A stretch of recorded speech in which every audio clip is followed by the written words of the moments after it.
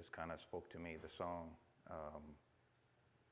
that all we can really bring that's worthy of a king is our worship. There's really nothing else that we have to offer. It's not that we are really all that great. And we don't feel that the same. We don't always feel that equally the same, our smallness compared to God's greatness. But it's good to be reminded, I think, because when we think too highly of ourselves, we fall. So,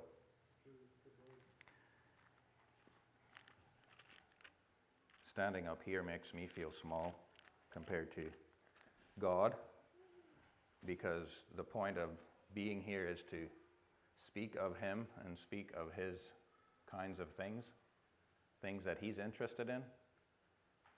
So I feel very unknowing and incapable of that. But at the same time, I know God calls us as humans, as people, to speak about Him. He calls us to encourage each other. He uses us that way, so I want to do that the best I can. Excuse me, I'm sorry.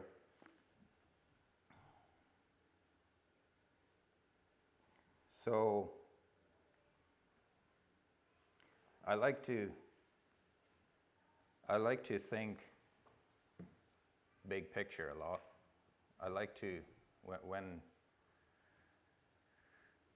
when I go through life and I get too caught up in the details, then it helps me to zoom out a little bit and think big picture.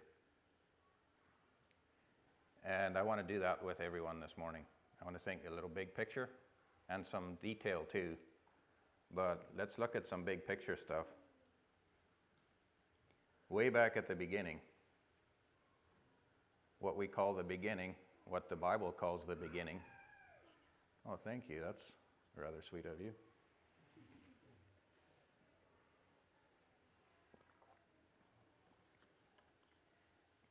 Way back at the beginning, God decided He wanted to create something new. He, for all kinds of reasons that we can't quite grasp, but He wanted to create people. And with spirit, souls, and bodies, and He, in order to accommodate the people's existence, He needed to create the world, so He created the earth. And He put man and woman on this earth. There's something significant that is different from life on this earth versus before the world was. And that significant thing that I'm talking about now is the concept of time. The way I understand it, before the earth was, time, certainly as we know it, didn't exist.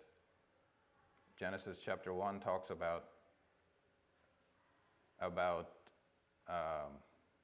the evening and the morning being the first day. So we know there weren't days, what we call days, before that.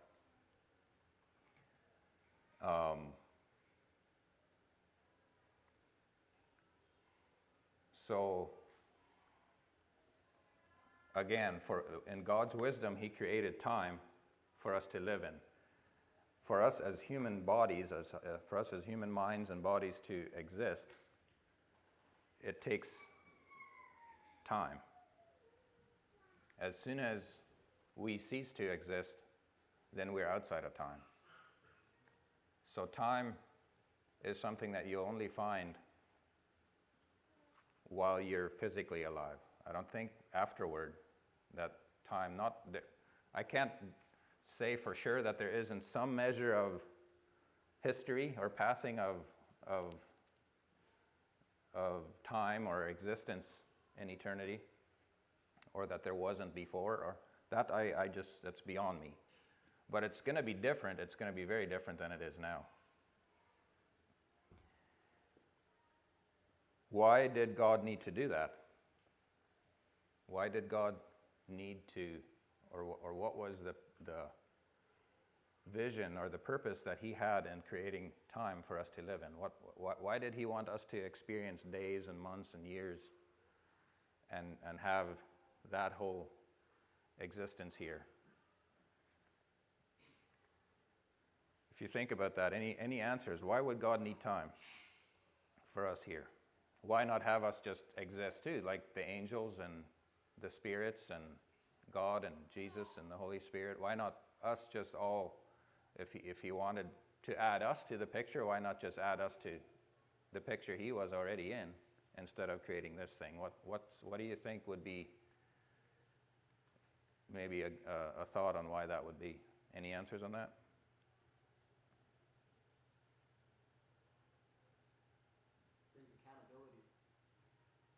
Brings accountability. Tell me how. I'm 40 years old, so you can look at me and say, what have you done in 40 years?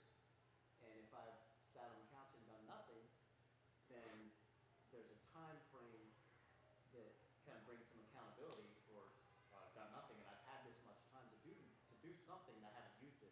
Or if Sure. time didn't exist, there wouldn't be really any accountability for what we get accomplished or when, because the when wouldn't exist. Mm-hmm. Very good. Any others?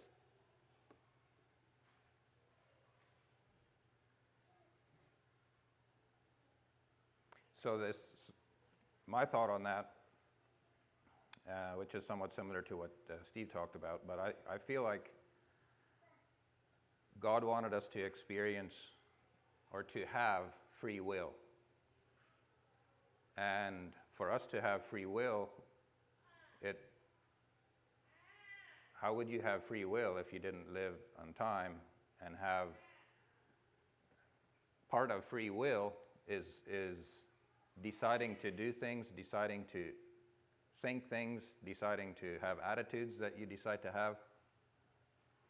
And those, like actions that we do, take time. It takes 1 second for me to step from here to here, right? And then that second is gone, and then I'm on into the next one. So you can't really operate in free will without being in this time.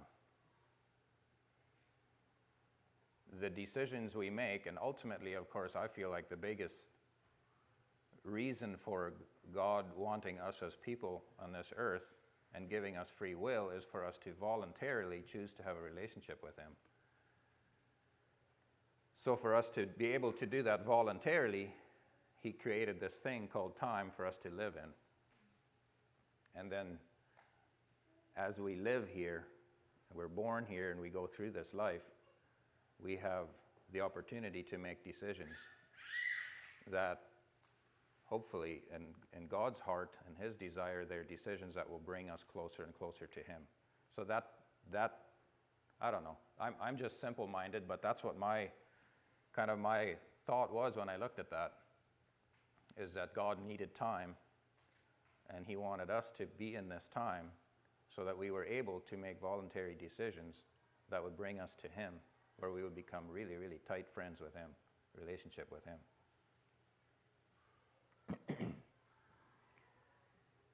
So we'll transition from that into, which is kind of the same thing, but let's move on then. There's something that happened this past week. Yesterday, in fact. Yesterday at 2:50 in the morning, something significant happened. Do you guys know what that was? I'm sorry? That's right. The autumn equinox happened at 2:50 a.m. yesterday, which means that's when fall started, autumn started. So, seasons. A new season started. Summer was 3 months long. The way the earthly calendar here works, then there's 4 seasons in a year. Each one's approximately 3 months long. And we just finished summer. So that period of time is called a season. And summer, we have a picture in our mind what summer means to us. I guarantee there's about 100 different perspectives here as to what summer means to each one of you. But summer has a meaning to you. Now we finished summer and we stepped into fall or autumn. Just happened yesterday officially. The temperature was a little earlier than that when it started changing, but the official change is sometimes a little bit late. So now we're in autumn. Again, we just say that word and we already have a picture of what that means. And we now have a fairly clear expectation of what the next 3 months hold for us season-wise. We know how it goes through October into November, December. Each word that I say, you're following, you're picturing it. It's seasons. So within time, the start of the world to the end of the world, the end of time, within time, there's seasons. And I want to talk a little bit about seasons in our life and the world and see if we can be encouraged through that. In Ecclesiastes 3, it talks about seasons. Let us read that. Now, I sometimes have a hard time finding Ecclesiastes.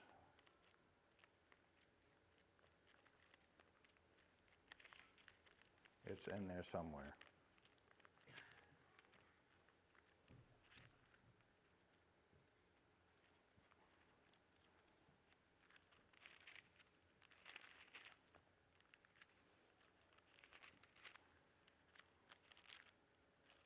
Well,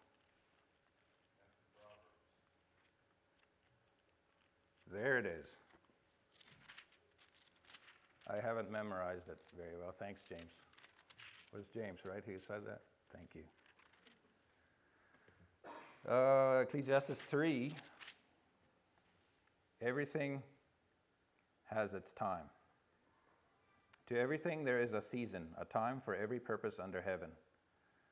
A time to be born and a time to die, a time to plant and a time to pluck what is planted, a time to kill and a time to heal, a time to break down and a time to build up, a time to weep and a time to laugh, a time to mourn and a time to dance, a time to cast away stones and a time to gather stones, a time to embrace and a time to refrain from embracing, a time to gain and a time to lose, a time to keep and a time to throw away, a time to tear and a time to sow, a time to keep silence and a time to speak, a time to love and a time to hate, a time of war and a time of peace. Whole bunch of different seasons we're talking about here, right? Times is another, or a time. The Bible uses the word time often kind of in the same sense as seasons. But as we live here on this earth, there's different times, there's different seasons. And a lot of different things can happen in different seasons. Just like in the natural with the seasons of the year. A season, based on my definition, a season is simply a period of time that is different than another in some manner. Often seasons are cyclical. They come and they go, and then the similar thing comes and goes again. A lot of life has seasons that are cyclical. An example or a few examples of that are the cycle of day and night. It's fairly dependable, isn't it? That the day and the night will follow each other over and over again. The seasons of the moon, also, they're approximately monthly seasons there with the moon. And then the 4 seasons of the year we already talked about: spring, summer, fall, and winter. Another season that is a cyclical season is the election season, right? The way our country has set up the election cycle, it's a cycle that repeats itself. You go through, where would we start? After the election, there's a bit of a breather. You finally don't need to hear about an election for about a year, and then it starts building up again in year 2. And then you have primaries, and ultimately you have the main election year, and that whole cycle. So that's a repeating cycle that repeats. And within that cycle then, there's different things going on. There's different things you're hearing. There's different things you're experiencing, depending how much you are in that world. But if you are a lot in the political world, for example, you're going to have radically different experiences through those 4 years between the elections. So it's cyclical. Sometimes they're more lineal. Seasons can be more lineal, where they start and kind of keep going until they end. Examples of that would be the history of the earth. It had a start, and it had various. You can kind of split up the history of the earth so far into sections, like before the flood, after the flood, and then before Jesus and after Jesus. You have the early church, you have the Dark Ages, and then the Reformation. However you want to split that up, but that's not cyclical. That's lineal. Seasons can be lineal. Our life is lineal. When we are born till we die isn't a cycle. That's lineal. So seasons can be either one, and often the lineal seasons are made up of a whole bunch of cyclical seasons within them. So God designed seasons. Again, I think for a good reason. He does everything for good reasons, right? So God has seasons of time for us to live in, different experiences that we have and that we see around us. Sometimes seasons in our life now are brought about by God himself, divinely. Like there's kind of nothing we can do to make them happen. God brings seasons into our life. Sometimes we go through seasons as a result of our decisions that we make. So seasons, I think the seasons are controlled, or they're initiated by God, or God's in charge of the seasons, but we can have influence over when they start and how they, I don't know if I can't really explain that very well, but a season that's a consequence to my decision is still a season that God brings. God brings the consequence. So it's a season that he brings, but it may be a result of our own decisions, either good or bad. When we make right choices, then the consequences are good. And when these consequences result in seasons, then it can be a good season that follows our good decisions, or bad seasons if we make bad choices. That isn't, obviously you know this, but it's not always the same way with that. Sometimes a bad season that we have that may look like, or for one person a thing, the type of thing he's experiencing may look like it's, or for one person a bad season is a result of his bad choices, and another person may experience the same type of season and it's not a result of his bad choices. So you can't judge every season with the same judgment or the same thing. Just as an example of that is Nebuchadnezzar. He had a season of when he was with, when Daniel was there with him in his kingdom. He had just had this experience with Nebuchadnezzar built this tall idol, and the 3 young men didn't bow down, and the fiery furnace experience, and God showed up in Nebuchadnezzar's life in a way like he hadn't seen before. I think at that point already, and I'm not sure how long afterward, but Nebuchadnezzar was in a season of abundance, a season of prosperity. That wasn't his own doing, I don't think. It could have been some good things that he did, but it was God giving him a season of prosperity. He became prideful and started thinking, believing the lie that it was because of all the stuff he did and how great and mighty he was and how wise. That's why his kingdom was so big, and that's why he was so prosperous, and that's why he had such a lovely palace and all this stuff. He felt like it's me. Well, we know the story of how God brought him down pretty erratically, like we haven't seen or heard of since, I don't think. But he wound up, in one night, he became insane, and he was out in the pasture eating grass and living with the wild animals for a whole season. This was a season. We don't know exactly how long. I think it talks about 6 times or something. It uses the word times there, which I'm not sure if that's years or what that is. But for an extended period, Nebuchadnezzar was in a very broken season. He was very, very low. And this was a consequence. The Bible is pretty clear. This was a consequence of his heart's condition, of his heart's attitude towards God. Not giving God the glory, but giving himself all the glory. So there we see how it was a consequence of his actions, his decisions, his attitudes. But then if we look at Job, he had a similar season of extreme brokenness. Very, very, very broken man.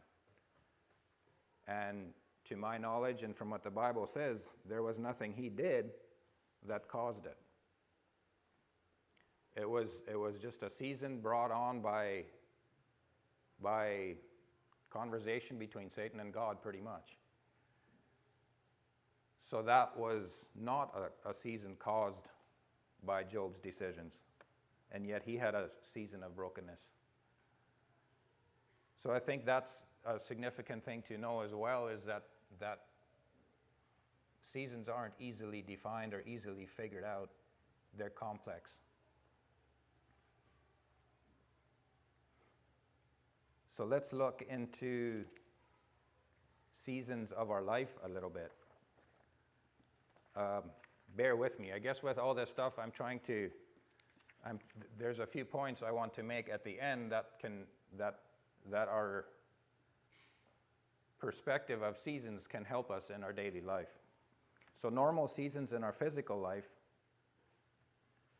if we go through our life as here on earth, of course, the first part of our life is our infancy.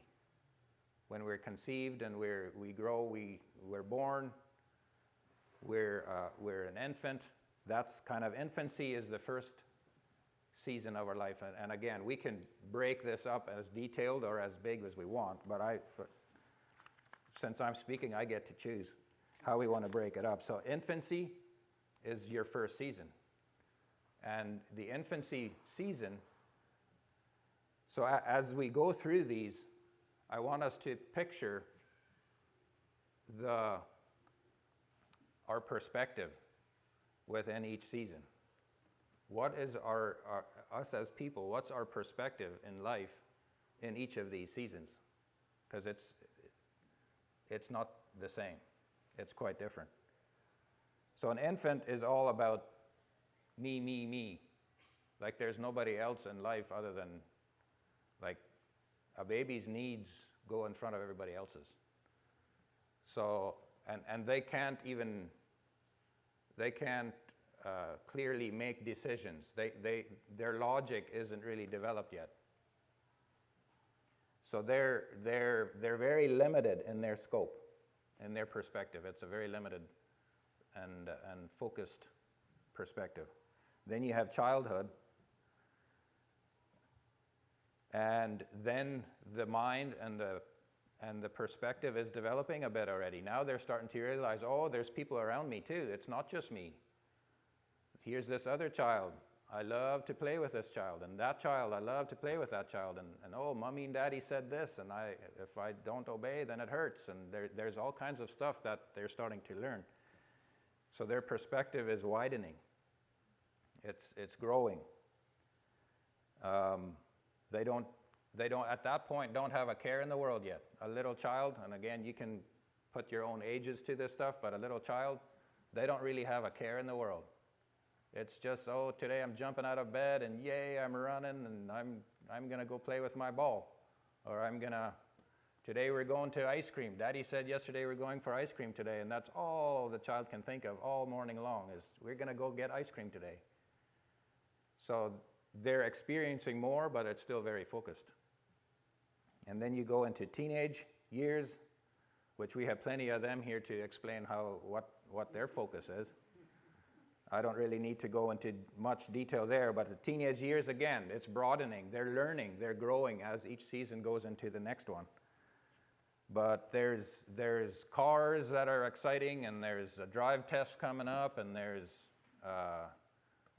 plenty of pretty girls around, and just there's a season there where the perspective, again, changes dramatically. Muscles matter during that time. Right? Talking on the male side of things, I guess, a little bit more here. Young adult then, you're past the teenage years and you're a young adult and you're thinking a lot. Your perspective is, what am I going to do in life? Man, this is exciting. Let's travel the world. I got my car now and I'm free. I can jump on it and go wherever I want to. And hey, buddy, let's go to Kansas for the weekend or whatever. I mean, a lot of energy to make things happen, right? Let's build a new house. I mean, why not? That type of stuff. And maybe by this time you're dating already, or maybe you're not, whatever. Like there's that whole thing is in your mind. Who's going to be my future husband, my future wife? You're very conscious of that, and you're focused on that, but your life is still it's a very exciting time because you're about to step into real life, or I'm on my own and I'm going to build my empire here in this world. So there's a lot of energy there. The left lane is a whole lot nicer than the right lane during that time. Then you get married. You're married, and just the step of before married to after married, huge change in seasons. One of the biggest changes, like literally from your habits, your daily habits, dramatically change. They can't help but change. Your emotions are just all over the place. Very high and potentially low. The experience of getting married is a radical change in seasons. And all of a sudden, things that you spent a lot of time thinking about before marriage, now you think of other things. Your perspective is completely different. Think summer versus winter. Like it's not at all trying to make this sound like summer and winter, that married is winter or whatever. I'm just saying the difference, the radical difference between the two.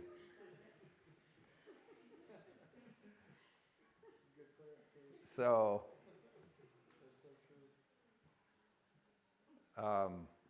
we could go into the married life now and talk about the seasons within it. There's a lot of spring, summer, fall, and winter in marriage itself. But anyhow, so that's the young married then, and then you have parenthood. You have parenthood, and you have little children to take care of, 1 to however many, and all of a sudden your perspective again radically changes. And a young parent with young children's life is like, there's words like busy, busy, busy. There's words like never a full night's sleep. There's stuff like, are my children going to all be okay? And Tommy is sick and he's getting sicker, and is he going to be okay? And it's again a perspective that is very different from this guy on the left lane, single, heading to New York City. Like, it's just very, very different. And then your kids get older and they start leaving home. This is where I am personally in transition. I'm not quite here yet, but I see it coming. What we call when the children leave home and you're by yourself. Empty nesters, you call it. I'm not nearly there yet, but that's a long transition for us as parents, typically. So now the empty nesters is one that I have to kind of guess at how their perspective is, and from what I've heard and observed, I guess. But their perspective is more in the line of, where's all the kids? Like, now they're all gone, what do I do now?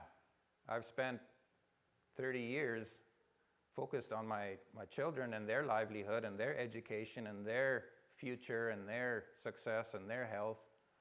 And now all of a sudden they're all out on their own, they're responsible adults themselves. And here I am. Now what am I going to do? So again, a whole new season, midlife crisis type of stuff. Let's get that Corvette I always dreamed of, right? I mean, that's kind of what happens there. Leon knows all about that.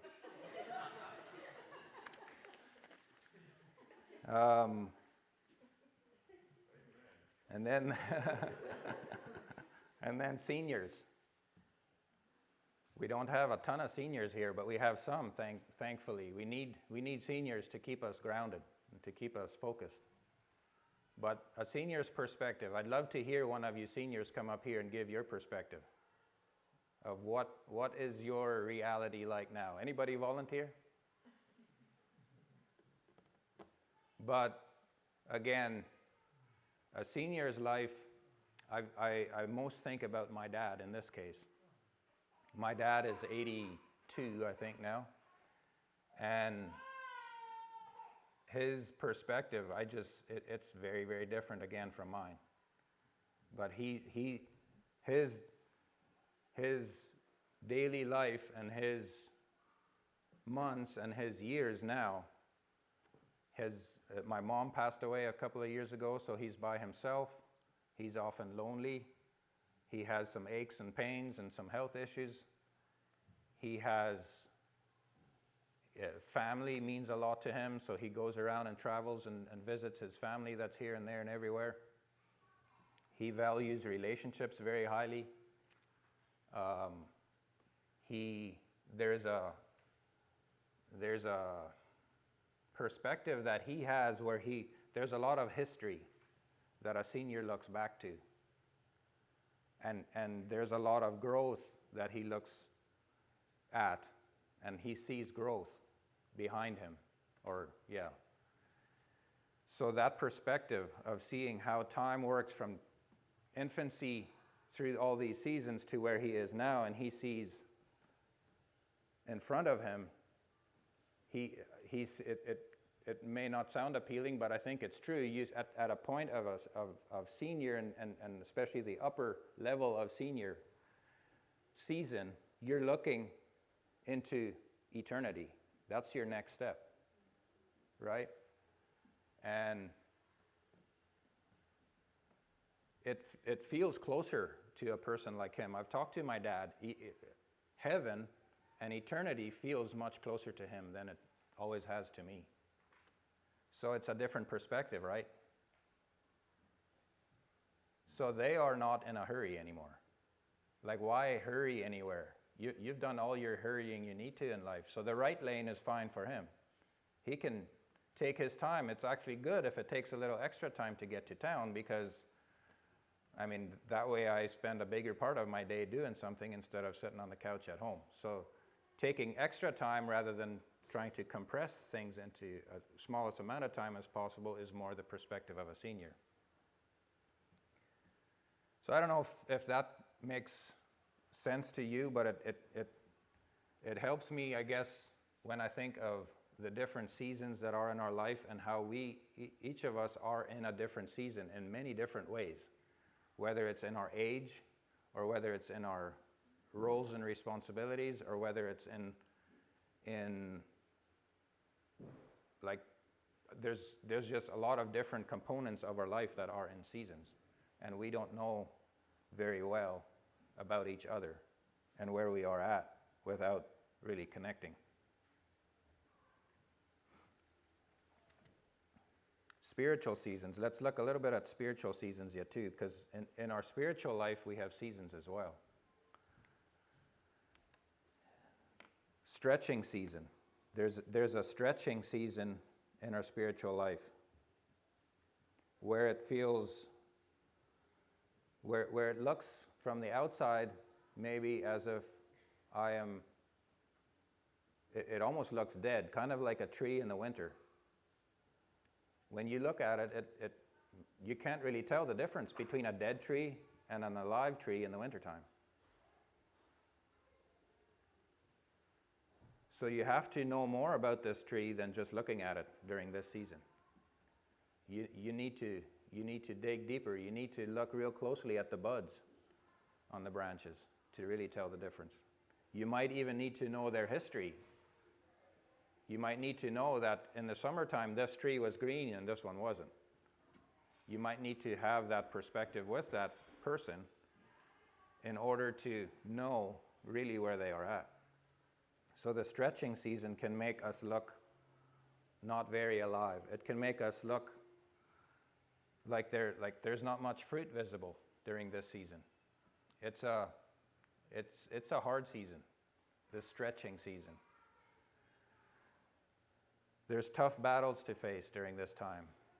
And sometimes over and over it feels like I just can't win this battle. It's just over and over it comes at me. Then you have pruning season or sowing season. That's the season where things are, where you see growth. There's a lot of new growth happening, and there's excitement. I can see opportunity here, and I can see opportunity here and there, and let's make stuff happen, and yeah, this is good. And there's growth here, there's green leaves here. There's a lot of excitement, and you're sowing seeds here into this person's life and that person's life, and your relationships they kind of feel like they're going well. Pruning and sowing season. Part of this season, though, is also a season where you lose stuff. That's where God all of a sudden comes in and shuts the door of an opportunity that you were heading straight for. All of a sudden the door shuts. And you have to let go. Or something else that's dear to your heart is all of a sudden stripped away. And where God sees that there's something about this component that is better for you not to have it. Or whatever it is, just that type of stuff, there's a letting go and some painful cutting away that happens during a pruning season. And the beautiful thing of that is, as these things are cut away and taken away that are dear to you, it drives you to humility, and it drives you to God. It tells you and reminds you that it's not about me, like Nebuchadnezzar. It's about God. These opportunities, these new things I'm so excited about are not about me. They're about God. And it helps bring identity in Christ. Then we have dry season. Dry season is when it feels, the days feel long and it feels dry. God feels far away. And you have a hard time finding the meaning that you felt earlier. Some of the meaning and purpose you felt so strongly earlier is kind of, where is it? Where did that stay? I don't feel it so much anymore. It's like I get up every day and I got to make breakfast every day and I got to go to work every day, and it's just, it gets a little dry. Not much is happening. My projects that I started are kind of, it's more leveled off, and it's maybe a little difficult and rocky and hot, and you really have to pull hard. It's this Ford Ranger that's getting loaded a little bit. It's tough. But through a dry season like that is also where roots go deeper, where your spiritual roots go deeper. You dig and you lean into Christ to help you through the laboring. It's a laboring season without much reward. Don't give up. Don't give up during this season, because like other seasons in life, you know that there is another season coming.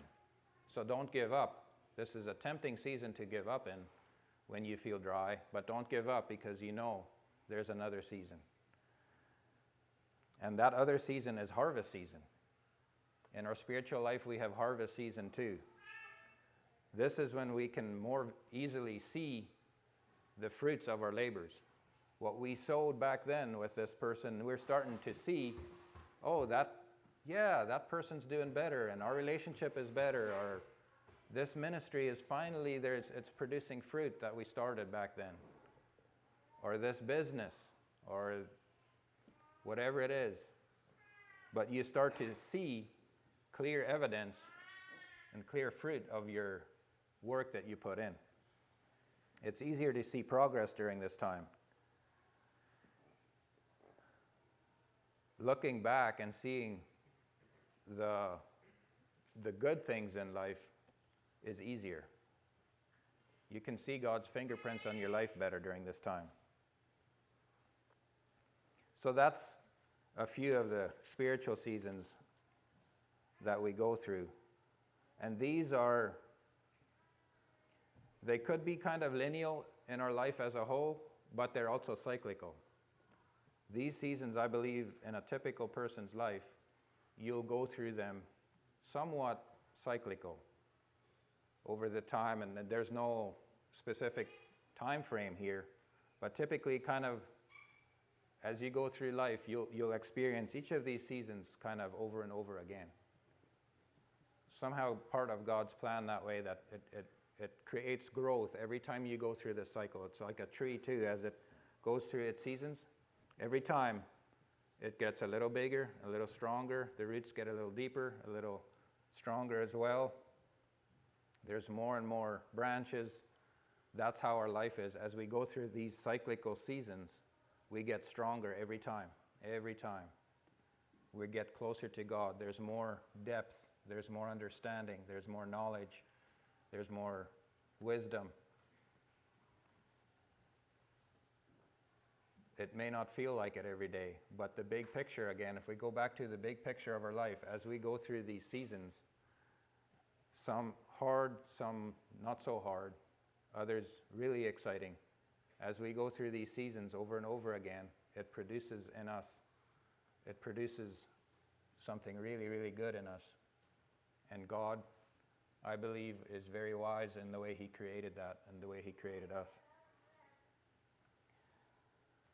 The Bible is very clear that these seasons are in our life and that we are to expect them, and that it's good to understand them, like to look ahead, to be able to look in the past and to look ahead is wisdom.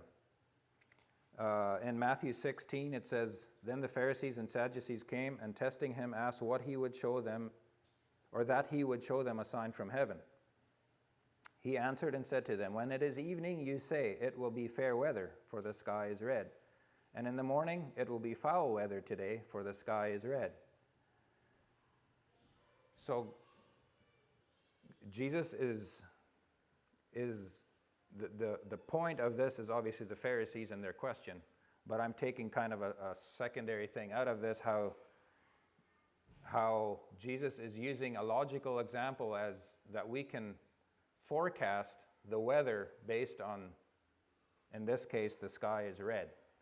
I'm not sure what the dynamic was where he lived in the season they were in and how, but somehow a red sky meant different things, whether you'd see the red sky in the evening or in the morning. I'm not a meteorologist, so some of you could explain that probably how this works, what he's saying. But there's wisdom in looking ahead. It also talks in Proverbs. It talks about, in numerous places, about preparing for the next season.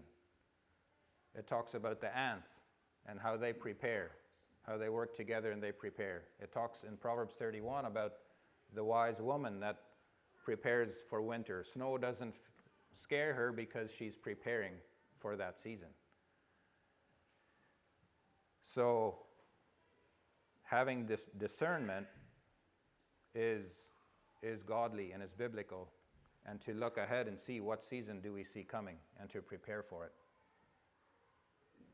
Either prepare for it or hold on now until you get there where you will find relief. It's either way depending on what season you're in now. Being aware of changing seasons helps us to be less stressed when we go through them.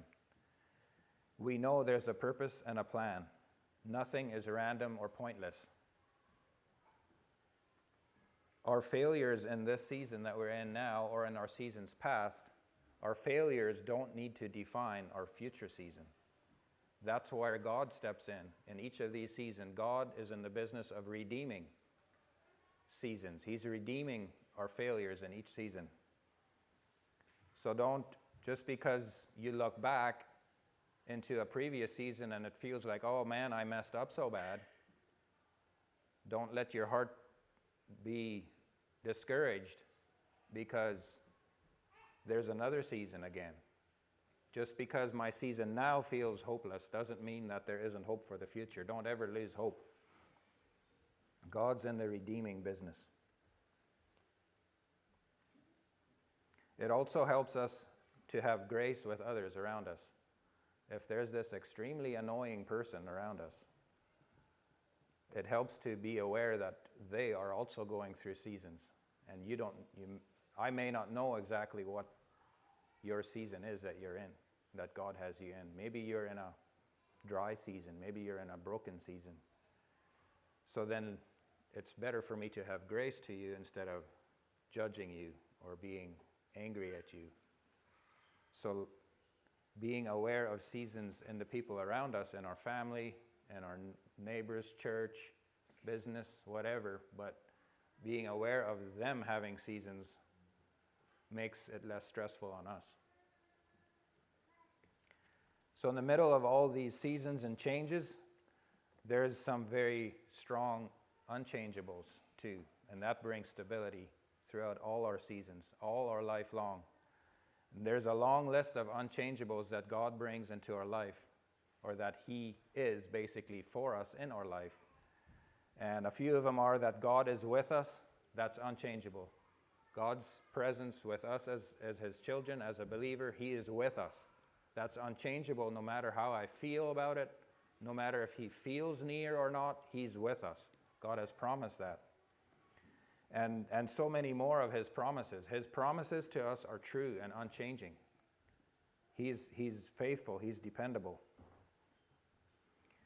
The big picture that we talked about before of God's purpose in creating the world and creating us in it and going through this and into eternity, and the reality of life after this earth with Him, that's unchangeable. That's real. That's true. That's something that can give us grounding as we go through the shifting seasons. And there's always hope. There's always hope. Your life is never hopeless, even if you feel like it. But there's always hope for the future. Don't put hope into your list of unchangeables in your life. Put hope in your foundation that you're going to walk on, that no storm can ever take you away from hope. Make it unchangeable. So in conclusion, if God has you in a season, whatever season that is, embrace it. It's good. Because God is good in it. And don't worry, there's another season coming.